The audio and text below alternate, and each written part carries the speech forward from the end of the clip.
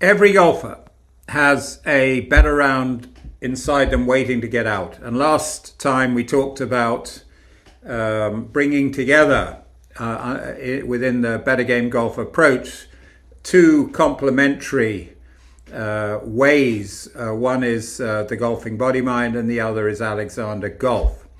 Now, this whole approach, which will deliver a model, a method, and maps that are going to be vital in getting you there, is based on some of the latest developments in systems thinking, which is, of course, connected to quantum physics. It's based on areas like biotensegrity, biomechanics, neuroscience, and particularly functional anatomy. Now, all of that, there's a fair bit of complexity in that. But in order to get our minds around it, what I'd like to suggest is 5 metaphors that are a way of understanding what's going on here and what the science has outlined. And that those metaphors are a tent, a bow and arrow, a bridge, a double helix model, and the murmuration, which is the way a whole bunch of starlings move and then move that way. And it's an absolutely magical sight. These 5 metaphors are metaphors of integrated movement, and they explain much of the science. They're not the whole truth, they're just useful. And each one gives an insight collectively to an aspect of what we're talking about. There's no one magical metaphor that explains everything. Now, the first one is the tent. And why is the tent so interesting? The tent, as we recall, is a structure where poles and a canvas are stretched by the ropes which are put in the ground. And one of the things, the reason that this light but very strong structure works is because of the stretch, where you've got one tent pole and the rope that connects with the pole, and then out on the other side. And you can imagine the effect if one of the tent strings gets slack. And this is very helpful in understanding what's emerging from the muscles and fascia in the body. Functional anatomy has revealed some very interesting insights about the role of fascia, which is a sort of filmy web of tissue that connects all bits of the body. And like the tent, it works best when it's stretched, lengthened and broadened. And that is exactly what's called a tensegrity structure that you actually want in your body for it to work in an optimal way. You want your body lengthened and broadened.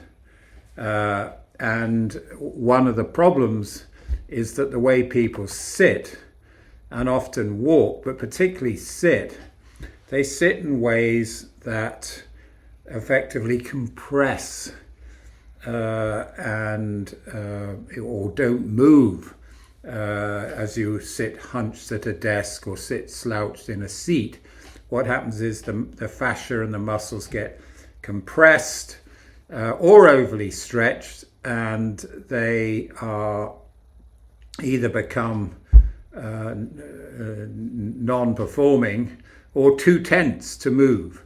And so right at the core of the Alexander Golf approach is learning to stretch and lengthen and broaden.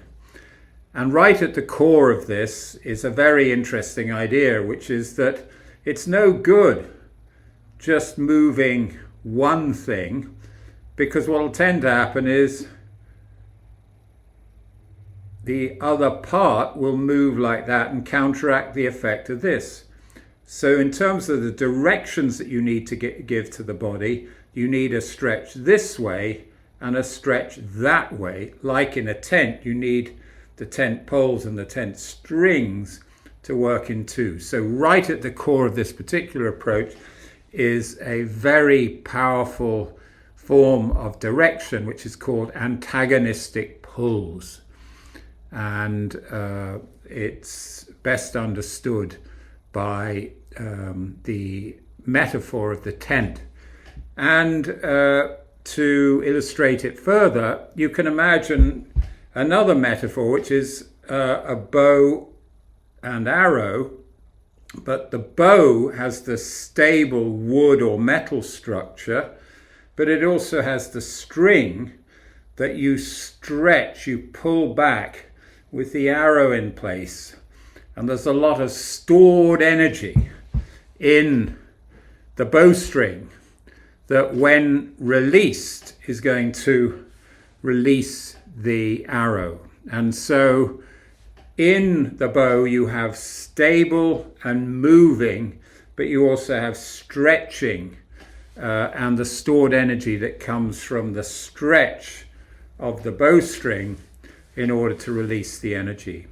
So again, we have the idea of lengthening and broadening, but also stability and movement in these two metaphors of the tent and the bridge. The next metaphor is a bridge, particularly a cantilever structure, where you have, again, compression and lengthening and often some very elaborate structures that are able to hold the load of the bridge through these stretched cantilever structures that are balanced in a particular way. There's a famous picture of the bridge across the Forth where they first worked this out. And again, in the body, you need this structures aligned and the various forces of compression and tension to be aligned, like in a bridge. The next metaphor is a double helix, and if you can imagine a pole with two spirals round it. And what they found is that the body, and particularly the muscles and the fascia, are stretched. And you may well have seen that in a double helix structure of DNA. And again, what they found is that the body's muscles are working in a series of interlocking spirals, and the stretching of those is a core part, and typically one of the spirals will be focused on movement while another will be focused on stability. So the two work hand in hand, stability and mobility. And so that's another useful metaphor. Yet another metaphor is murmuration, which is, you've probably seen these incredible pictures of a flock of starlings, thousands and thousands of birds that move in these elaborate patterns, and then at exactly the same moment they move in another direction. And what I think is that that's a useful analogy for how the systems in the body can work in a self-organizing way.